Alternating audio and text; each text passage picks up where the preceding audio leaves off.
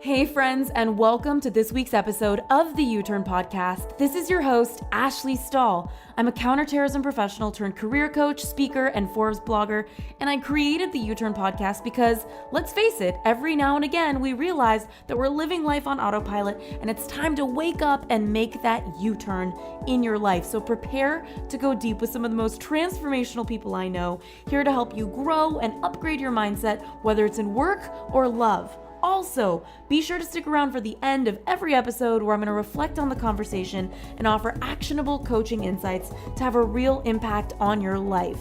In the meantime, we've opened up access to 3 free e-courses on uturnpodcast.com. So head on over there if you want to land a new job you love, find your purpose, or launch your dream business. All of these courses are totally free. All you got to do is head on over to uturnpodcast.com. That's YOUTURN podcast.com. Now let's get started with this week's guest. We were having an interesting conversation the other day, Max Lugavere and I, who Max is also a health expert, and he's someone I go to all the time, and he said, where are you getting your dopamine hits? Like, what are you doing to get those hits? And so often that's what we're chasing over and over and over again, but it's not actual sustainable happiness. So if you can start to pay attention to those moments where you're saying, okay, I need that hit again, right? It's like addiction, and paying attention to that and becoming aware of it. Everything is a state of awareness, right? It's how can I slow down, breathe, take a conscious moment to recognize what choice I'm making and why I'm making it. And I think when it comes to food, and specifically even just not moving, so often it's because we're trying to suppress an emotion or we're trying to get a dopamine hit.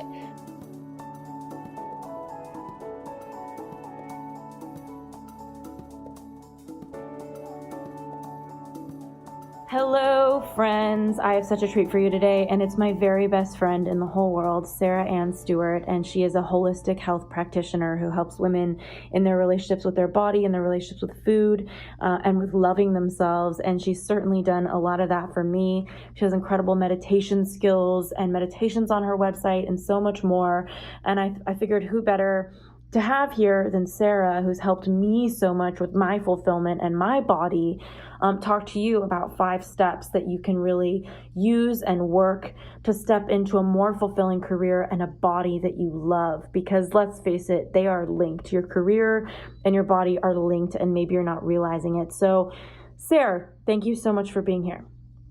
Oh my gosh, of course. Thank you for having me. I love you so much. I'm so grateful for this opportunity, and I'm just so thankful for your friendship and the work that you do, because if we don't find a fulfilling career that we love, that impacts our health, our well-being, our relationship with our body, and so forth. So again, yes, 100% interconnected. Yeah, it's so crazy, and like, it's just, it's so much fun to have you on here because like, I'm always calling you, and for those of you listening, I know that you've probably heard me say like, this is a really good friend of mine. Like I talk to Sarah probably every day. She's my closest friend. And so you really have a clear look at how I'm doing with my career, with my body. And it's interesting because you have had, and Sarah just published her first book with Hay House, which is coming out soon in the next year. But you've had quite a journey with your body and with your career, and they were one of the same. So can you share with everybody who maybe this is their first time knowing you, what you went through? Yes, I would love to share. So I really got into the career that I do today because of my own personal journey. To backtrack to when I was young, I grew up in a really holistic environment, so much so that we were doing yoga in our basement before yoga was mainstream.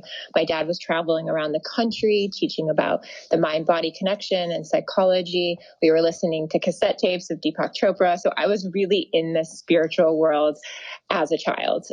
So much so that when my father was diagnosed with terminal cancer, he decided to not go the Western route, but decided to fight back with alternative medicine and food. And within 7 months, the cancer was completely gone. And the doctors were just in shock about how this happened. And I remember at the time, I was really angry with him because he didn't go the traditional route. And the doctors were like, the likelihood of this working is very, very low, if not even possible. And I remember in that experience, I was thinking, well, why do other people not know about how food can actually be medicine? And so I went on my own journey of learning about holistic health and well-being, and really understanding why this information wasn't accessible to the masses. At the same time, I was scouted to model, and I developed a series of eating disorders to the point where 10 years later, I was told, if you do not make a career change, you're going to die. And I remember in that moment flashing back to when I was young and just thinking, how did this happen to me? Like, how did a girl who grew up with so much knowledge of holistic health get to a place in her life where she's being told that food is actually killing her? And I had so much guilt and so much shame, and I couldn't call home. And I just remember thinking, oh my gosh, I need to create a change in my life. And so I went back to school for nutrition, and I went back to school to create this career change. And I started backpacking around the world. But what I learned was that the more nutrition information I got, the more my anxiety increased, and the worse I actually got. So more information didn't actually result in any change. And I also realized that my mind was going with me everywhere I went. So although I thought I could run from my problems, actually they were with me. It didn't matter if I was in Australia or New Zealand or South Asia. They were literally with me the entire time. So I figured out that I needed to change my subconscious patterns, the part of our brain that is the worry, drama, stress, perfectionism, disappointments, all the things that I had created over this 10 years of working in the fashion industry. And I began studying under a coach who told me, you must unlearn the way that you were taught to suffer. And over the last 10 years, you've been taught to suffer. And through this process, I really learned that my career was causing me to just be unhappy and unfulfilled and create these patterns within myself that lasted for many, many years. And it took many years to unprogram those beliefs. And from there, I ended up applying all these principles and these things that I learned to my own coaching practice. And what was so profound was that when I took away the nutrition information that I was giving my clients and I actually helped them with the mindset shifts, that's when their lives began to change. That was when they weren't jumping from coach to coach to coach. That's when they stopped blaming other people for, their health, their well-being, their vitality. And they really started to create change. And then everything took off from there. And I just started creating my own models and belief systems around what mindset shifts need to take place in order for us to shift our relationship with food in our body. And I love, love, love what you do, because if we're not fulfilled in our career, there's this concept of primary foods, which I learned in school, which is everything is food.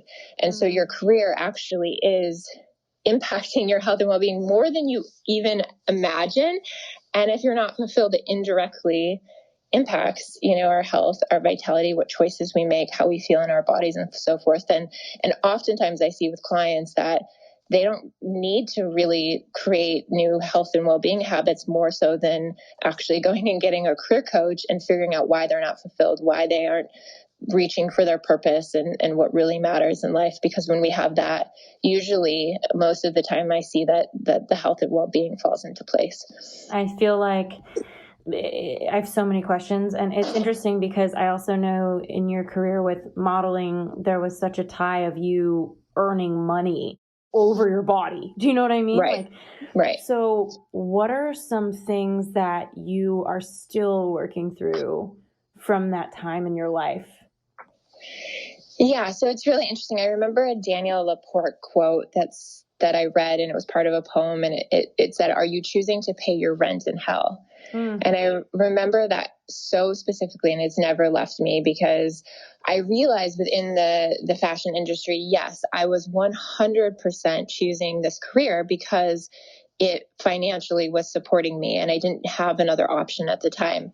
I also, now looking back and doing so much work and self-development, just from therapy to meditation, mindfulness practice, and so forth, I now know that I chose that career because of the wounding with my mother, and because I was looking for this validation of self-love and love from other people outside of myself.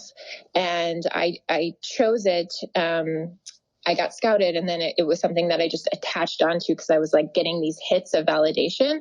But at the same time, I was also getting these hits of, you're not good enough, you're not worthy enough. And so there was this very strong tennis match happening in my head, but that was also playing out the wounding from my relationship with my mother. So I realized that like in our careers, we choose things based on our wounding patterns, right? We choose things specifically because of where we've been hurt and what we need validation for. And I realized that I was seeking that validation, but most importantly, it was impacting my health and my well-being. And so I think today, something that I look at specifically as an entrepreneur is it's always, and I know you can relate to this, and a lot of women in our masterminds who we have had these conversations many times, but it's always 30 more minutes, right? 30 more minutes on this call, 30 more minutes on the book. And we put our health on the back burner. Totally. But I always say, if we don't have our health, we have nothing. And I think so often we're neglecting and we're not making health a priority, which is heartbreaking. And I see this so much in the entrepreneur community. And I also think it's confusing. I just went to this conference and the tickets were like 25,000, and it was one of the top conferences in the world. And they were having talks about the new science of health and wellness.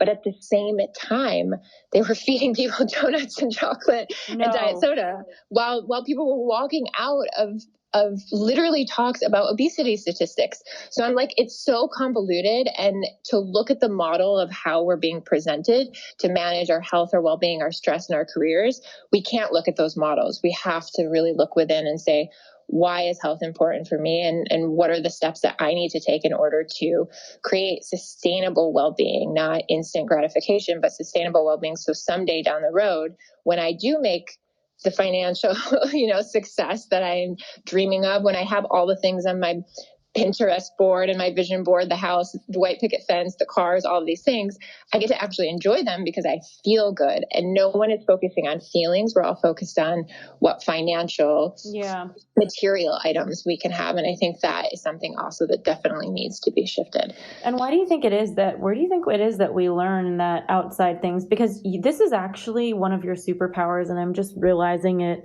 I think I knew it in my head, but just saying it out loud, like one of your superpowers, Sarah, is that you're one of the most grounded people when it comes to material things. Like you don't seem to find your identity in them. And I know in our entrepreneurial crowd, there's people that have all different levels of wealth. And it seems to me like you've continued to focus on how you feel. So for anybody listening right now that thinks that their happiness is in their wealth or not, like what feedback can you have? Because this is a superpower you have, Thank you. Thank you so much. It is. You have to know. And if you don't, I'm going to tell you like 70 times. This is seriously. Yeah. That's so sweet of you. Yeah. I've just looked at, again, I think so often we get caught in the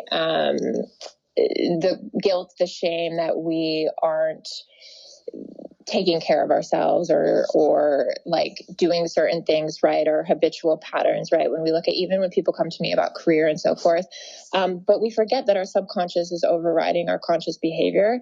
And I think that we forget that the childhood, our social conditioning, society, media outlets, it's all impacting us, and it's not our fault.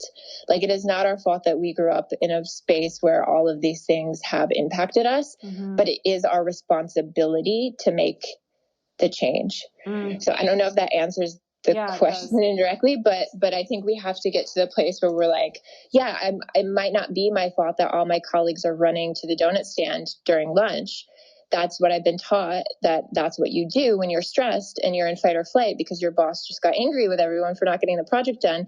But that doesn't mean that's what I actually should do.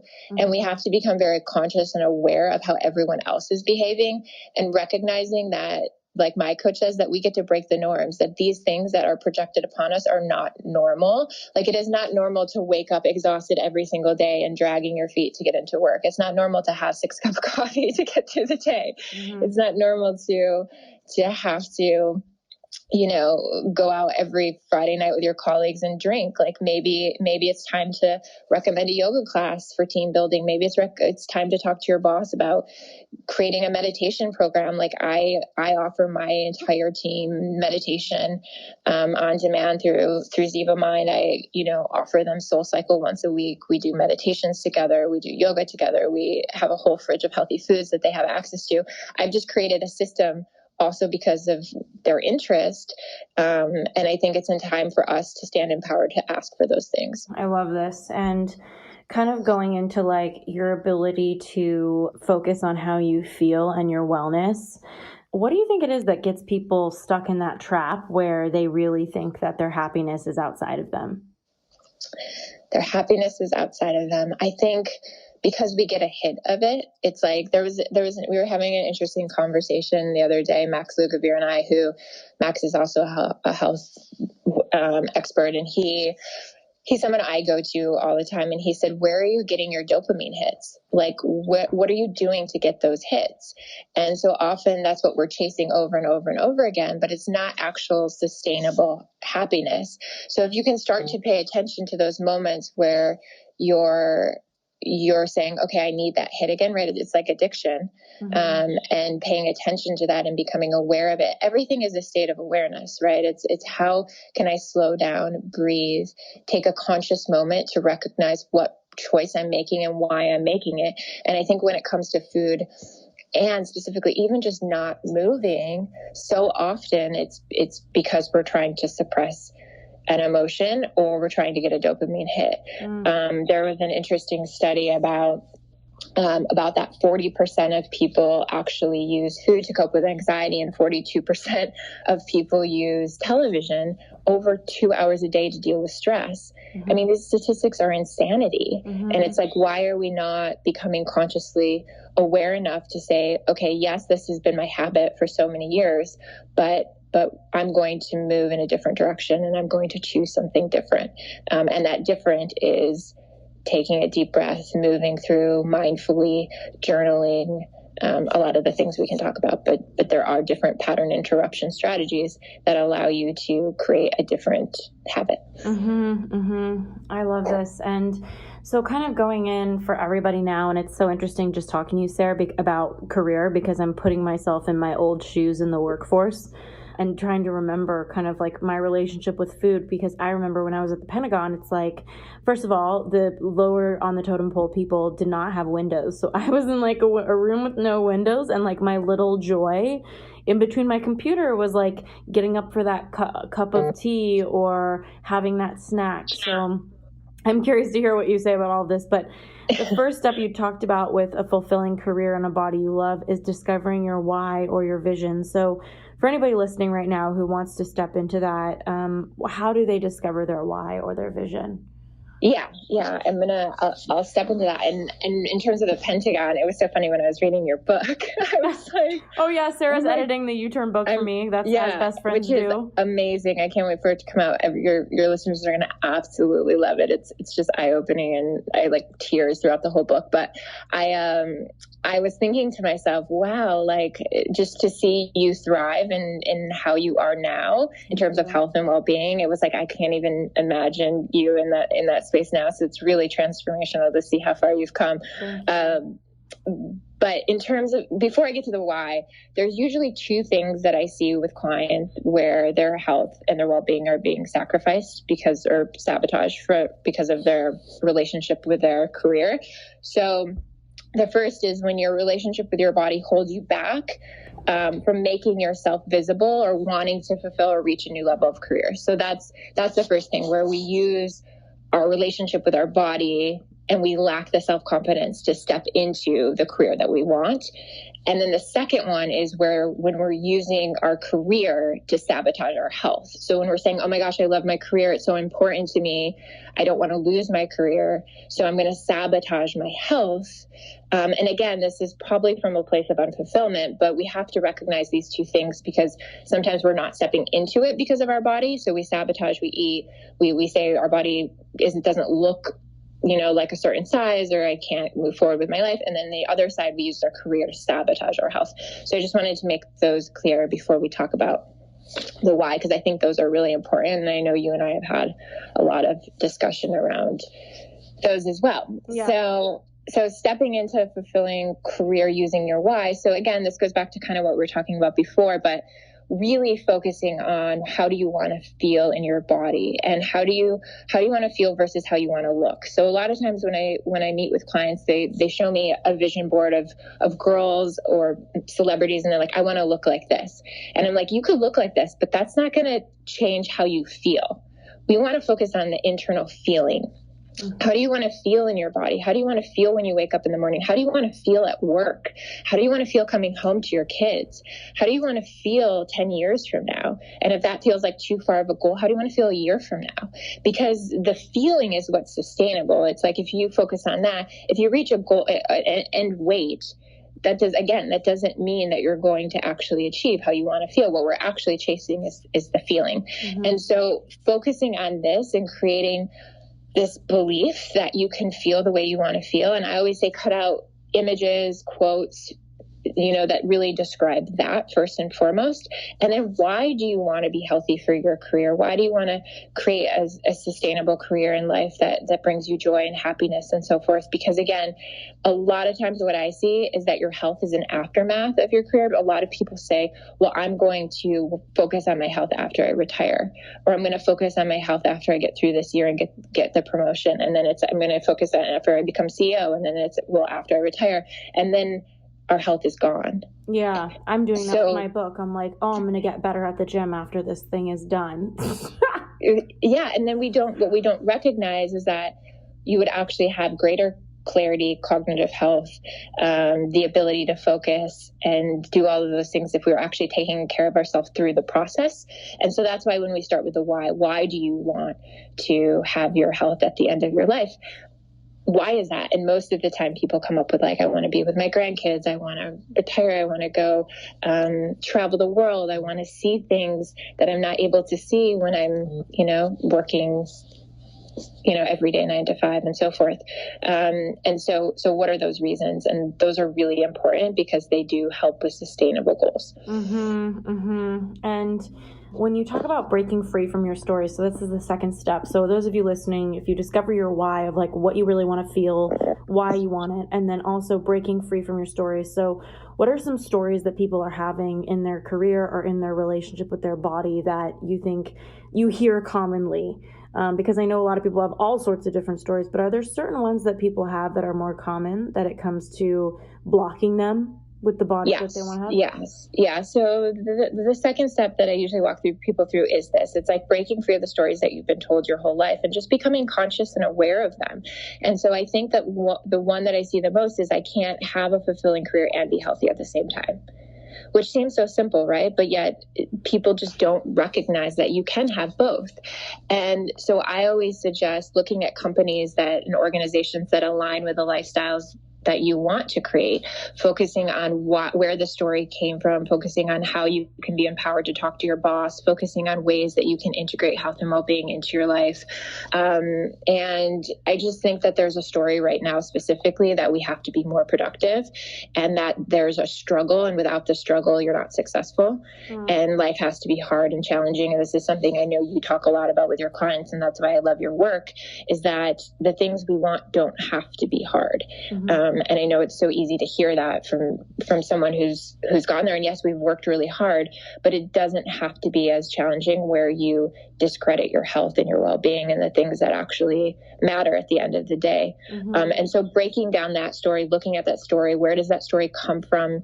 Are you holding on to that story? And then how can you shift by taking actionable steps to let go of that story?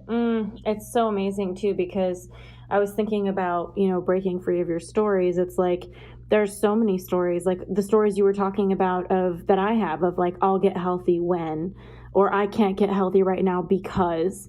What are like 2 or 3 of the biggest reasons people tell themselves they can't have what they want with their body or their career that you tend to hear in your practice? Because I know you coach a lot of people one-on-one through their body love and their relationship in their healing, whether it's an eating disorder or just your everyday relationship with food. So what are a few arguments that people are making for their limitation? Yeah. So this is so interesting. And I love that you asked this, because any example that I'll give you, let's say that's true for you and you don't heal the wound under it, you're going to transfer it to another excuse. So the excuse always gets transferred until you actually look at inside yourself and say, why do I actually not want to be healthy? Is this a story from my childhood? Is this a story from my mother telling me that I was always going to be bigger boned, or that I was always going to be the sick kid? Like, where is the story actually coming from? The excuse always gets transferred. And so everything from, my husband won't love me if I don't cook dinner every night, and that's my one time to work out, or I need to be there for my kids in the morning, or, there's so many of those sort of like relationship stories, but then they come back to the work because the work is taking up their time in the day. I want to bond with my team, and I don't want to look like an outsider at work. So I'm going to continue to eat pizza and drink wine with them every night. Those sort of things too, in terms of connection and collaboration, where we don't want to feel like an outsider. I think also just that this is the culture of the workplace, and I have to work this many hours. Otherwise, I'll be viewed as weak or lazy, or that I don't, care as much. I think that's a big one. And I always say there's an argument for all of these where, again, if you take care of yourself, you're actually going to be able to show up much stronger and much more professional, and even come up with better ideas if you're meditating and taking care of your mindfulness practice and doing mindfulness practices. I love that. And kind of looking at your habits. So of these 5 steps we were talking about for a fulfilling career and a body you love, like discovering your why, breaking free from your limitations, like what are the stories that you're telling yourself to keep you from the body or the career you want? What are some other steps that people can step into to break free? Because I know that sometimes we don't even see what our stories are, and we don't even know what to do with them. Do you know what I mean? Yeah, exactly. And that's why I think it's really, really important to track your habits. Again, your habits are learned, right? We think that they're who we are. They're not. They don't define who we are. They're something where you saw a colleague taking a break at a certain time of the day and running to get coffee. So you joined, and now it's become part of your routine. It doesn't define who you are. It's just become part of your life. And that means you can actually let it go much easier than you think you can. So it's really, really important to just start tracking your habits throughout your day. Like, what time are you waking up? How are you feeling?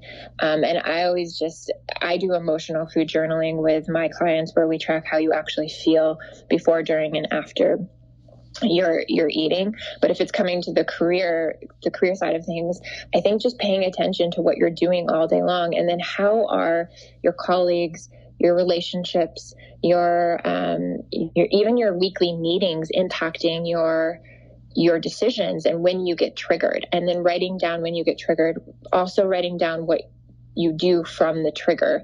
And that's the most important part. So your habits, and then when you're getting triggered throughout the day, and then what you're doing to interrupt when you do get triggered. So for example, I had a client who, there was a specific time of the day she always had a meeting, or a specific time of the week she always had a meeting, and she always would binge the night before and the morning of, because she was in so much anxiety around this meeting, and she wasn't even aware that the meeting was causing the binge, right? And so that's a very that'd be something that someone could see very instantly, or it could be something that it would take a couple weeks to track and notice, okay, throughout the week I'm getting triggered. This is how I'm responding. How is this impacting my health and well-being? And then what is the habit that needs to shift? Oh, love that. Okay. Hey U-Turners, so sorry for the quick interruption, but I want to make sure you know that this episode has been brought to you by the Career Clarity Lab, the online course to help you find your career purpose in the workforce and upgrade your confidence. So if you're ready to unlock the best career path for you, and you'd like to try a free version of our Clarity course, just head on over to youturnpodcast.com/clarity. That's YOUTURN podcast.com/clarity. Now let's get back to this week's episode.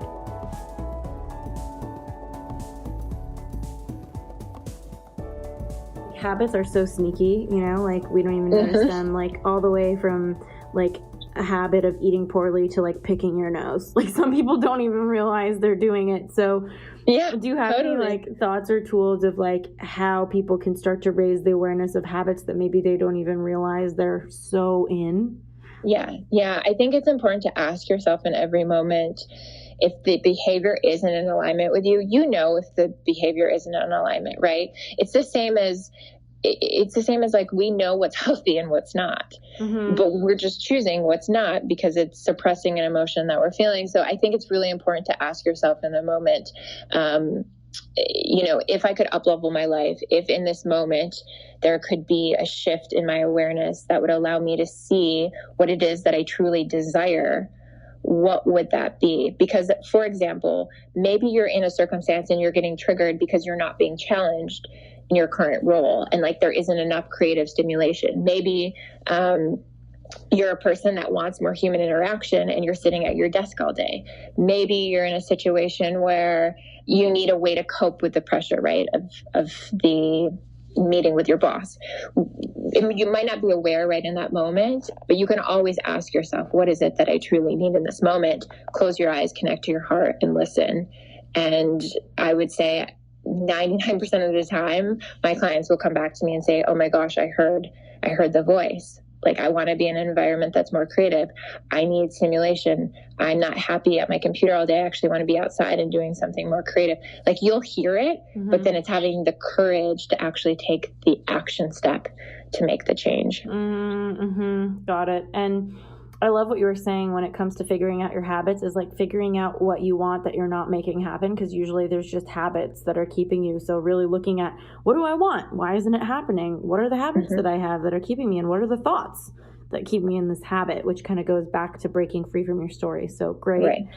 Right. And then the fourth thing you talked about was choosing a pattern interrupt strategy. So I'm excited to hear about this because I've been to some seminars where they're like, put a band on your wrist and slap your wrist. Like, you know what I mean? Like different pattern interrupts. Like, what are some ways for everybody listening to kind of, maybe they're doing this work now, they're thinking about their why, or maybe they're having a little date with a friend and talking about it because sometimes that helps, and they're looking at why aren't they where they want to be? Like what habits or stories are keeping them there? And then they kind of get to this area of pattern interrupting. So choosing a pattern interrupt strategy. What do you suggest for that? Yeah. So the most profound one I've seen at work, because at work, usually we're in fight or flight and we're moving and operating from that place. And when we're operating from that place, we're not in rest or digest, and we actually make decisions from kind of that chaotic state. It's just regulating your nervous system. And it sounds so crazy, but actually just taking 4 or 5 deep breaths, and we say, okay, 5 breaths, that's nothing. But if you were actually to sit down and consciously take 5 breaths, it's actually quite a bit. So regulating your nervous system, I always suggest having some music that's like upbeat on your phone that you can literally just, again, interrupt the pattern, having some meditation apps on your phone, actually working with a meditation teacher so that you can take a 5-minute break. And instead of going, if you're triggered to go to, like, say, the break room, you're actually connecting to yourself, because the problem is like we're going to do something to suppress something, but yet then we don't hear the truth from ourselves, right? We don't hear the part of ourselves that is actually voicing that we need something. And so anything that brings you back to yourself, anything that allows you to access the part of your intuition that you need in that moment to hear the answer of what it is that actually would serve you and serve your highest good. And so I know you talk a lot about like morning pages and free flow writing. I know we do a lot of that together. Anything that just interrupts the pattern, but then brings you back to yourself. I have clients who are like scared to put their headphones on, and they'll go in the bathroom and they'll just do 5 minutes of deep breathing in the stall. It's like whatever you need to do to just get back to yourself. And then the second step is obviously having the courage to go and do the thing that you're being told internally to do, right? So whatever that internal voice is. So maybe it's have the conversation with the boss. Maybe it's tell the colleagues that you want to shift the outings to doing yoga in the morning. Maybe it's recognizing that you need to leave your job and taking the actionable steps to do that. Maybe it's starting a side business at the same time. There's all these things that we can do. But when we're in fear and when we use food to cope and suppress what it is that is our truth, we'll never take those actionable steps to move into something that's going to bring us more fulfillment. And we'll continue to sabotage over and over and over again until we get sick enough where we wake up. And that's my goal, is to prevent that for everyone, because I think there's so many things we can do to prevent that. Yeah, it's so true.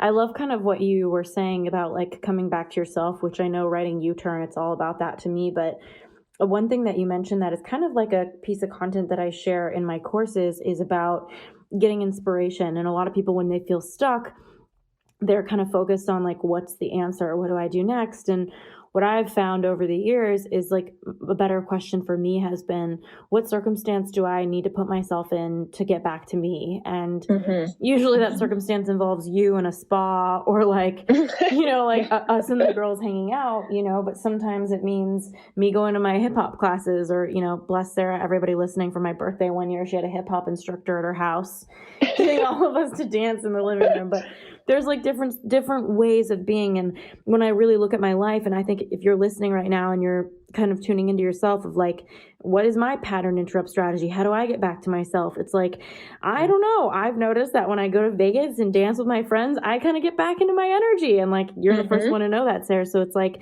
everybody has a different way of feeling connected. But when you're connected, you can hear so many answers. And that's why I love your fifth step about trusting that this kind of work on your well-being is going to positively impact your career. So kind of bringing it back to this circle between your career and your body and your relationship to your health. So what does this look like when you really trust that working on your well-being is going to help your career? Yeah. So the interesting thing, and when a lot of people come to me and they start meditation, or we start working together, or they start this work, there's a phase, right, where you have to trust and you have to have faith in it, because anything that's sustainable, you're not going to have the instant gratification hit that you're promised from watching infomercials and looking at the media, where it's like 10 pounds in 10 days and all of a sudden you have energy and you're alive again and like everything's falling into place. It just doesn't happen that way. Unfortunately, I do think you can see the benefits, right, of eating clean for a few days. I think you can see the benefits of working out 1 or 2 times, but to create sustainable change where you feel good every day, it takes some time. And I just think that in terms of cognitive health and increasing your mental clarity, sleeping better, accomplishing more in less amount of time, decreasing brain fog, increasing your memory, clarity, focus, all of these things take a little bit of time, and that requires trust. And it requires having the trust in yourself that you're going to commit to your health and well-being. You're going to look at your habits. You're going to pattern interrupt. You're going to come back to yourself, and then you're going to say, yeah, this might take 2 or 3 weeks. This might take 4 or 5 months. But if I don't do this, where will I be instead in 4 or 5 months? And that requires a level of commitment, a level of willingness and discipline, and just, again, coming back to your why, which we started with, looking at, why do I want to be healthy? Why is this important to me? Why am I going to...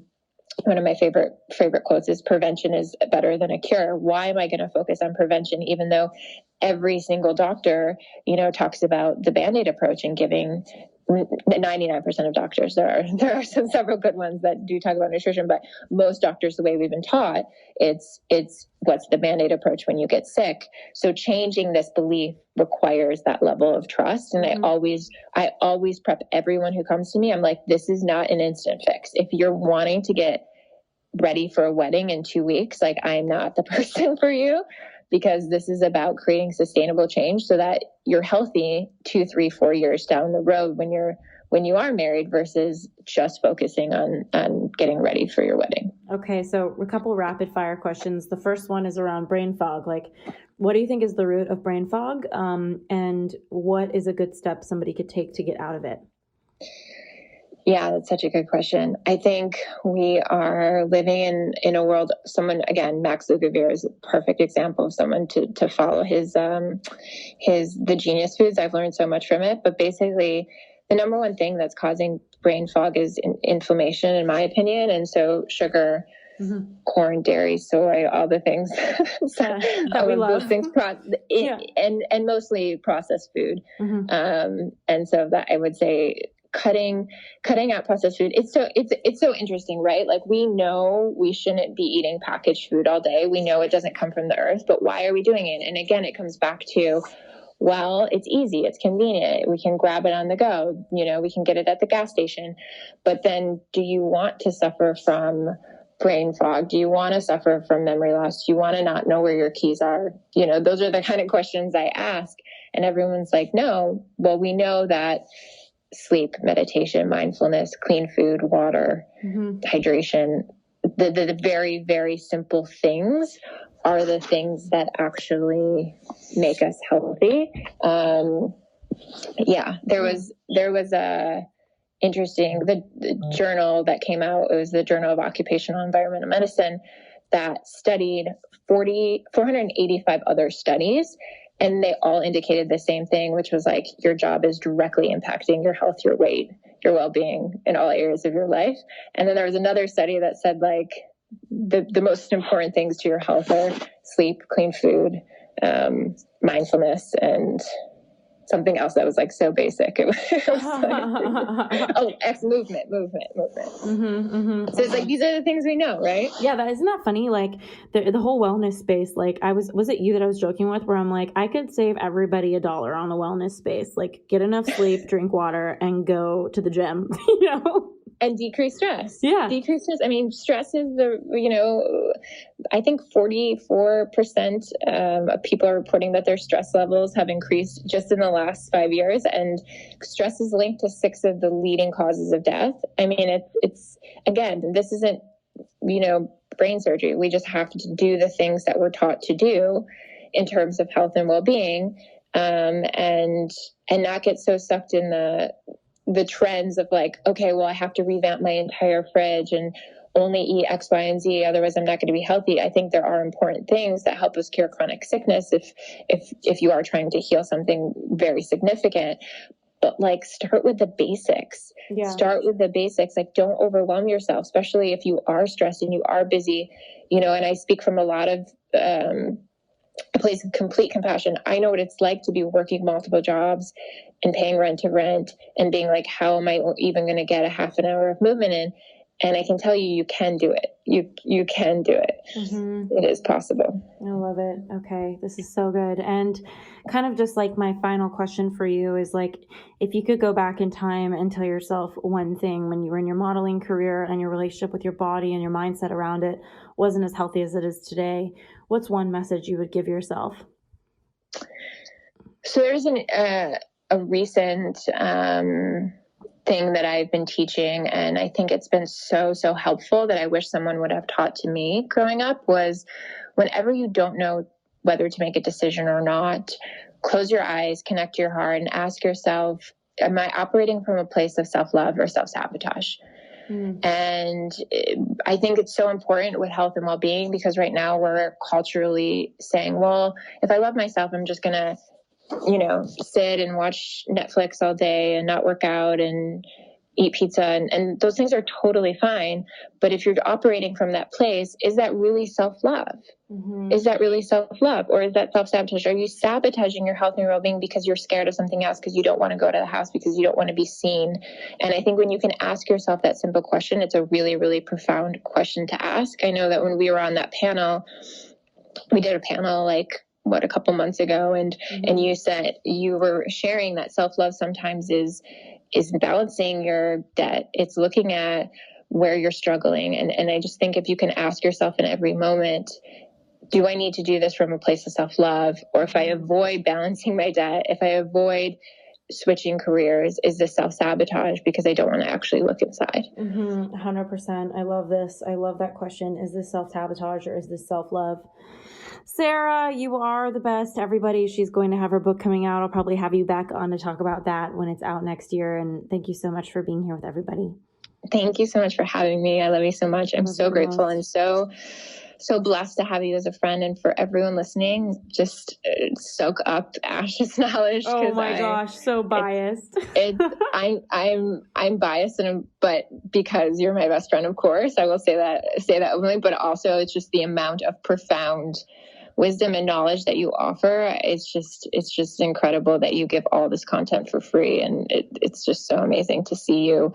And to also know a lot of the women that you've worked with and you've changed their lives and help them find careers that they absolutely love and adore, and they get to create impact and so forth. And so it's been such a beautiful process being your friend and getting to witness you in this and writing your book and so forth. So thank you for having me. I love you.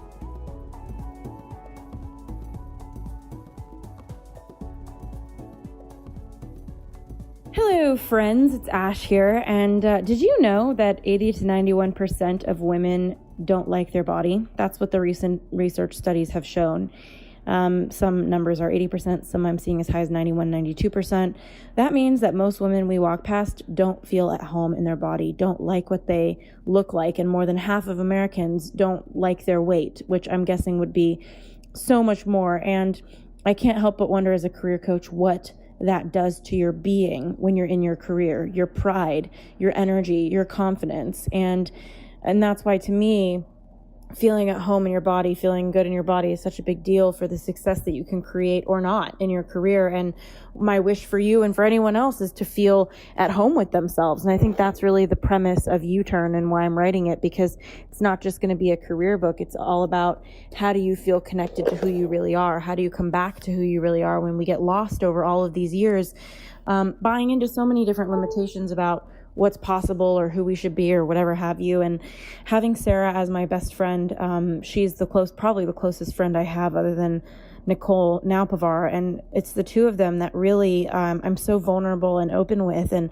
one of the breakthroughs that I had with them was, after paying $500,000 of debt off, which I'm super proud of, it's like, I kind of felt like this little baby after, where I was like, whoa, now I need to learn how to manage money because I just paid off all this and I never want to create that result again. And one of the biggest shockers for me was realizing that on a personal note, when I am making expenses that might not be aligned with what's best for me, meaning like maybe it's not the best time to invest in X, Y, or Z, but the reason I've been doing certain things outside of business, so personally, like maybe it's getting my nails done, getting my hair done, I've noticed that a lot of the purchases I make on a personal note have to do with a lack of self-love with my body image, my beauty.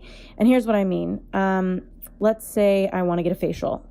There's two drivers for that. One could just be like, I want to take care of my skin. It's going to be with me the rest of my life. And that's true. But what was really true was I don't want to get wrinkles. I want to be pretty. I want to be desirable, especially when I was dating. It was like, oh my God, I can't have a breakout. Like I'm dating right now.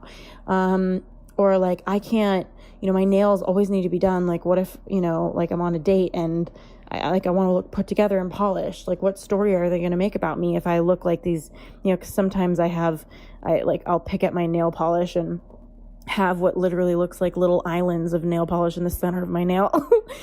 And it's just been so empowering for me to realize that a lot of the expenses that would put me into debt personally, if I didn't check myself, are things that relate to not loving myself enough or wanting to use my money as a tool to be more lovable. When the truth of the matter is your body image and how you feel about yourself is going to leak everywhere until you tend to it. And so the biggest question I have for you is what's a real goal for how you want to feel in your body? Kind of relating to this episode. So in my case, one way I want to feel is energized. And I've had a lot of brain fog. I've woke up too many mornings tired. So what's one goal that I have as it relates to how I want to feel my body? And then the second thing is why aren't I there? So what do you want and why aren't you there? So one goal I want to have is having energy. And why aren't I there? Because I love candy. I have a sweet tooth. And sugar makes me feel like total shit, but I can't help but eat it because I love it. So I have this like frenemy relationship with sugar. And then when I look at, well, why do I keep eating the sugar when I love it, but I know it makes me feel bad? I take a look at the stories that I have, and some stories that I've worked through are life's no fun without sugar. Sugar is something that we celebrate with. I crave sugar. I kind of suffer if I don't have it after. Like I have a very addictive relationship to sugar. And it was so powerful for me to look at what do I want and what's blocking me, and then to be able to call myself forward into more self-love with my body image, with my mind, my wellness as a whole. And so my invitation for you is to look at what do you really want with your body and why aren't you there? And whatever that thing is outside of you, what are the thoughts that keep you doing that thing, that habit, like Sarah talked about? Because the thing about body image is that it affects your confidence, and your confidence shows up in how you hold yourself and how you communicate. And given that most of communication is through unspoken body language, it's like so powerful to take, I sound like such a valley girl. It's like so powerful to look at your body image, but it is. So my invitation to you today is to really look at how do you want to feel and why aren't you there, and what are the stories that keep you from breaking free of that. And calling yourself forward, So in my case, it's been on so many levels. Like when I want to make a purchase to be more beautiful, it's like I'm about to make a purchase. I'm like, why am I doing this? And it's like, well, because I don't want to get wrinkles and show age or whatever the hell, my mind is telling me. And then the kind of thought is, well, do I need this? Is this a good investment for me right now? And if it's coming from fear, like I want to be loved and I'm scared, I'm not making that investment. If it's coming from inspiration, and I'm not going to fake myself out, I'm not going to say, oh, it's not coming from fear, but really it is. So it's really getting grounded in what is the truth that's motivating me behind my investments. And that's what I want to invite you into with your body love. Like, what is the truth? Why aren't you getting where you want to go? What are you telling yourself? And how is your low confidence or body image affecting you elsewhere? How is it affecting your love life? How is it affecting your career? How you carry yourself in the office? What you wear to work? Like all of these different things. So I would love any questions from you, any shout outs from you on Instagram, because I think this topic is interesting and I feel like I'm just touching the surface. And I have a chapter in U-Turn about how different events in my life have translated into damage or pain in my career that I would have never expected. And it's bizarre and it's also true. So there's so much here. I would love to hear from you, and I can't wait to connect next week.